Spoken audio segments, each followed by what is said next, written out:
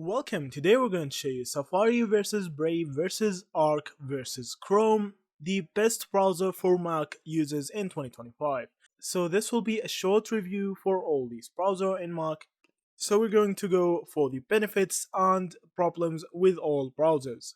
So the first thing, we're going to start with Safari. So it is built for Mac, it is very fast on Mac devices, it is ultra battery friendly. If you want speed and privacy without extra setup, Safari wins by default.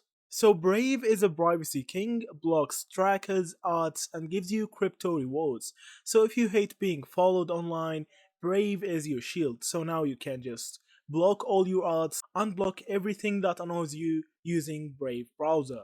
The cool new kid, clean UI, sidebars, spaces, and real multitasking. So if you're creative or ADHD prone, Arc helps you stay focused without feeling boring. Also, the last one that everybody use is Chrome. So powerful but heavy. Tons of extensions, great for developers, but it's a battery killer on Mac. Unless you need something specific, it's starting to feel outdated. So each browser have its own benefits, so you can use whatever browser you want. With these benefits or with these problems. So that's it. Thank you for watching and see you in the next videos.